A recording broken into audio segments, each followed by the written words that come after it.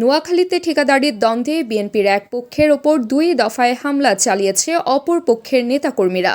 মঙ্গলবার রাতে শহরের কাজী কলোনিতে প্রথম দফায় হামলা হয়। এর প্রতিবাদে আজ বুধবার প্রেস ক্লাব চত্বরে আয়োজিত সমাবেশেও হামলা হয়। 2 দফার হামলায় 3 জন আহত হয়েছেন। এদের মধ্যে গুরুতর অবস্থায় একজনকে ঢাকা মেডিকেল কলেজ হাসপাতালে ভর্তি করা হয়েছে। ঢামেকে ভর্তি মোহাম্মদ রুবেল হোসেন নোয়াখালী পৌরসভার 4 নং ওয়ার্ড শ্রমিক দলের সাধারণ সম্পাদক। তার স্বজন ও নেতাকর্মী সূত্রে জানা গেছে, সম্প্রতি শহরের মাইজদি নতুন হাউসিং এলাকায় মাটি ভরাটের কাজ পান স্থানীয় ঠিকাদারি প্রতিষ্ঠান মেসার্স রূপালী কনস্ট্রাকশন।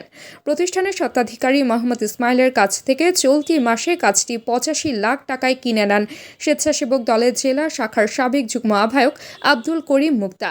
এ নিয়ে অপর পক্ষের সঙ্গে তার বিরোধ দেখা দেয়। আব্দুল করিম মুক্তার ভাষ্য, ঠিকাদারি কাজের মাটির প্রয়োজনে সোমবার সকালে তার লোকজন কাজী কলোনির একটি পুকুর সেচতে যায়।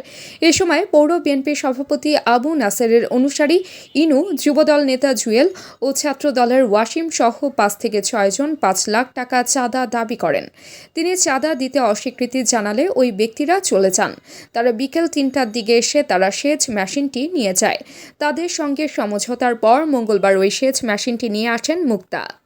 এই ঘটনার জেরে মঙ্গলবার রাত 9টার দিকে পৌর বিএনপির সভাপতি আবু নাসেরের নেতৃত্বে 60 থেকে 70 জন লোক এক্সকাভেটর চালক ও মাটি বহনকারী পিকআপ চালককে মারধর করে ও ভাঙচুর চালায়। এতে বাধা দিতে গেলে মুক্তার লোকজনের সঙ্গে তাদের সংঘর্ষ শুরু হয়। এতে অন্তত 3 জন আহত হন। তাদের উদ্ধার করে শুরুতে নোয়াখালী জেনারেল হাসপাতালে নেওয়া হয়।